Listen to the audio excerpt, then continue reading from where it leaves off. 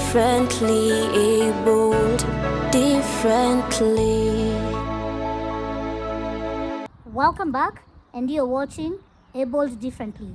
On this second segment, Moses Chiira shares his story on being a voiceover artist. Take a look. Moses Chiira had to find ways of coping with his new normal when he lost his sight. I'm Moses Chiira, call sign CG Moses.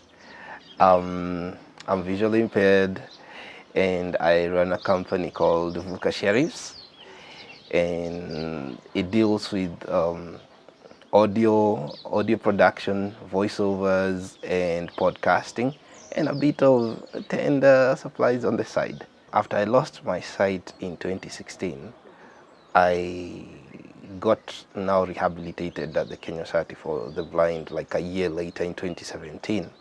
So afterwards, that's when in 2018 now, after completing the rehabilitation process and where you taught mobility skills, you taught Braille, you taught adaptive computers, and quite literally how to live this new life.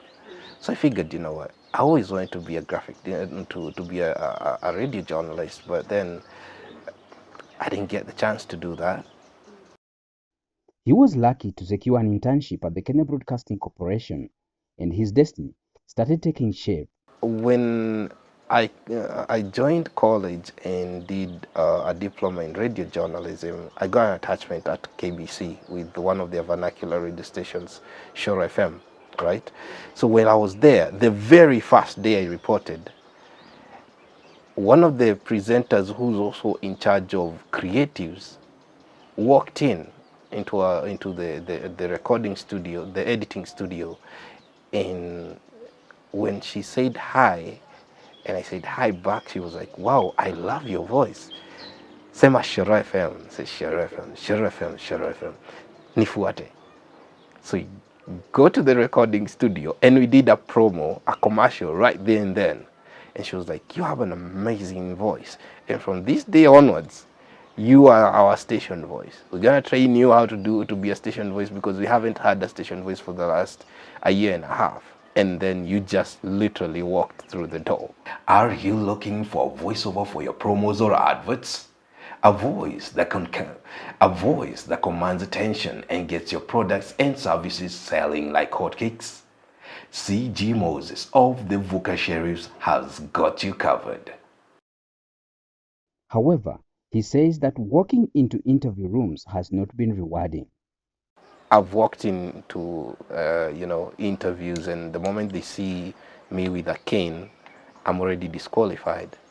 I remember this one place I walked in and I was like, and they told me, no, hatuchukui watu wako na miti.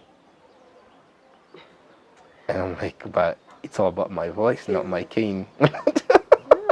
You know? And stuff happened. All those things happen. He was lucky to get an opportunity with Strathmore Business School on entrepreneurship training, a project funded by GIZ. To be honest, I literally stumbled upon it. There's this friend who heard about it and posted it on our WhatsApp group. And I didn't support it at first until he realized that I had not done anything. So he called me and asked me about it, and I told him I have been offline for a couple of days. So that's when he asked me, he briefed me about the program and asked me if I'm interested, and I was like, yeah, I mean, where do I sign? So that's when he sent the number to you guys, my phone number to you guys, and I got called in, and I was conducted through an interview. And I actually didn't even know it was an interview until later. That's when I was told, oh, you actually passed the interview among the 44 people who qualified. I'm like, okay, that's interesting. So that's how I ended up joining the program. Moses admits that the training was worth his time as he has gained a lot of skills. You know, going through all this training made me realize that Strathmore saw something. They are onto something. Because it's not what we have. or who we are rather. It's the potential of what we haven't even tapped into, right? And the course, or rather the trainers, the kind of things they trained us, especially mine on paperwork, the contracts, and how to do invoices, that really stuck with me. And even the realization that the Agbo opportunities are there. I didn't even know they existed, and how easy it can be once you have all the paperwork done. My business didn't have a KRA pin. I didn't know that. So I quickly went and registered, a KRA pin for it. And then now came the contracts, and I have to admit, ever since I learned how this paperwork, gets done, things have been kind of actually opening up for me.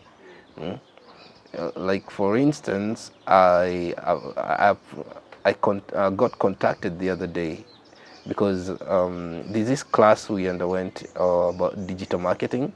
So I opened up a WhatsApp business on my phone, and I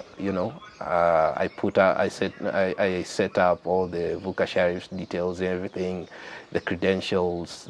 I uploaded the links to my podcast, and also to a SoundCloud link to my voiceovers. And kumbe someone was actually listening when I posted on my status. He shared it with someone, a friend of a friend.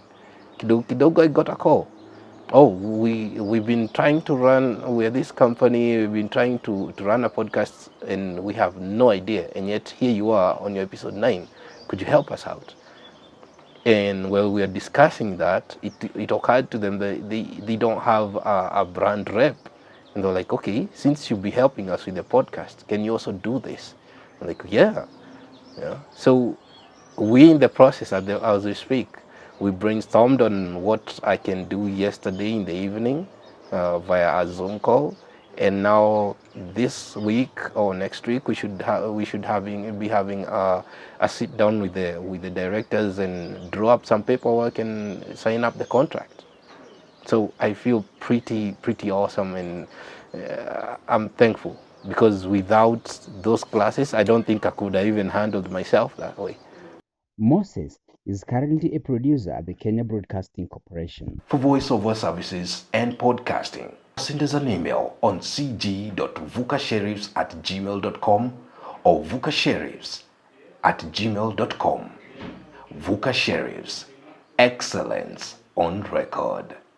CG Moses, the voice at your service. Let's take a look at the UN Convention on the Rights of Persons with Disabilities.